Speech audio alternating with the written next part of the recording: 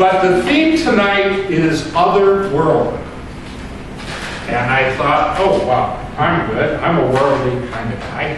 And I started writing stories because in my travels and working, I worked in Brazil, I worked in Egypt, I was on the desk in Saudi Arabia, and my wife and I have done extensive travel to China, Rome, a few others, so I started writing these beautiful stories, and you're going to say, hey, what a worldly kind of guy he is. And as I was writing, I said, you know, something doesn't ring true because I don't understand this otherworldly stuff. You know, what does otherworldly mean? You know?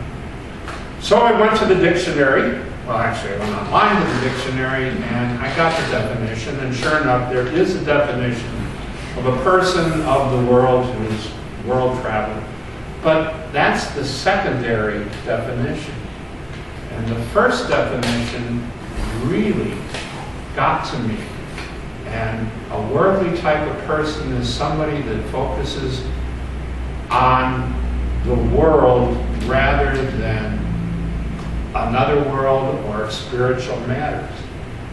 And I went, whoa, I don't want to be that person. I don't want to be that secular. I'd really like to be spiritual. You know? So then I said, gee, I wonder if they have a definition for otherworldly. And they did. And otherworldly are people who live and coexist in both the spiritual and in the ordinary world. And I got this whole theme about spiritual versus ordinary. You know, the everyday world. And it reminded me of another story. Many years ago, I was driving in New Jersey, and I pulled up behind the light, or for a red light, behind a guy who had a bumper sticker that said, honk your horn if you love Jesus. And I said, well, that's kind of dumb. I don't want to do that, you know. But I love Jesus. Nah, I'm not going to do it. So finally I said, what the heck, you know? So I honked my horn. But what I didn't know is I honked my horn just as the light turned green, and the guy in the car with the bumper sticker turned around and went.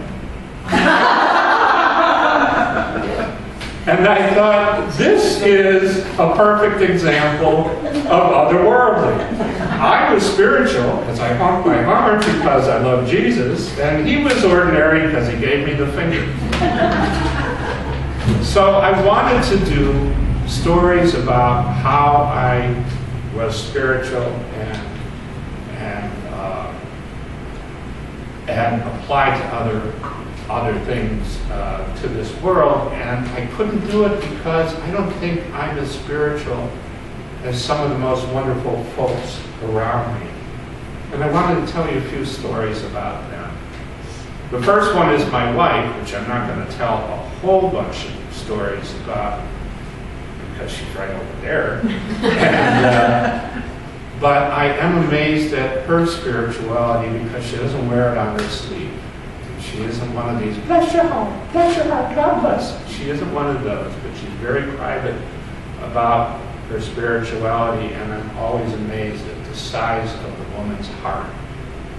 And it's always going to a different place to bring into the ordinary and making everybody's life so much better. So that's enough about her. I love her dearly, and someday when she's not here, I'll tell 30 minutes of stories about my wife. But the other one that I thought about was my mom. My mom was a woman who lived her life through a different prism than the rest of us as far as worldly is concerned. She used spirituality, but she used common sense. She used a whole bunch of things and always came out of left field somehow, some way. I remember when I was 5 years old, she taught me the Our Father by giving me a nickel a verse. So, every time I'd learn a verse of the Our Father, there'd be a nickel. I tell you, I learned the Our Father in about 10 minutes. And I made $2.50, so I was a happy camper. She was always like that. She would tell stories that would mix spirituality with realization. She once told us when we were little kids that Jesus loved us so much that he gave his birthday presents to us every Christmas. Well, man, how could you not like a guy like that? Giving up his birthday presents for you. So she was always in those terms. But I was always the black sheep of the family. I mean, I come from a family of 4. I'm the 3rd child, the 2nd son. And each one of them is pretty well accomplished and were really good people. I was the black sheep. I was the guy that did first. I was the first to stay back at grade. I was the first to get married. I was the first to get divorced. And I was the first to go to a psychologist. But I didn't know where I fit in the family as an adult, because it was always tough. Whenever a family gets together, they all want to talk about the old days, good times, but those weren't good times for me, you know? So I'd hear about how my sister graduated cum laude from college, and then I got to hear the story about the time they caught me peeing on a furnace. It just was getting a little bit nuts. And I had to find a way to have a relationship with my family. And I worked out this, what I call the, hey, how about those Yankees kind of relationship. And that's about as deep as I would get with them. I'd be with my dad and I'd go, hey, how about those Yankees? And he'd go on for half hour talking about baseball. And I limited my visits at Christmas time, so I didn't go nuts and they didn't go nuts and all of that. So things were working pretty well. I was single at the time. My folks had moved to a retirement village about 60 miles north of Orlando. So they would come up at Christmas time and they would stay with each kid a certain time.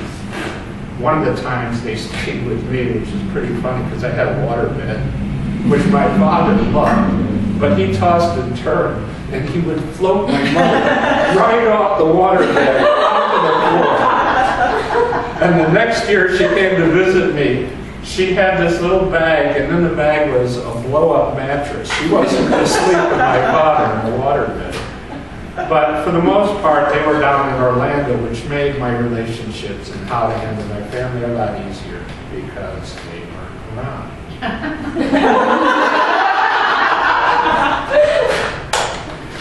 Then one day I got a call, and I said hello, and she said, Dennis, this is your mother. Your father has had a massive heart attack, and he's got to go in for surgery tomorrow. And I haven't told any of the other siblings. I want you to tell them, and I'm going to need your help. And I said, okay, and I'll be right down. And I took a plane to Orlando, where my dad was. And I went to see him. And he was lying there, and he had all sorts of IVs and everything. They were going to prep him for surgery the next day and all that. And he looked at me and very warmly said, what the hell are you doing here? And I said, Dad, I'm here to help. And he looked at me very sadly and he said, help your mother.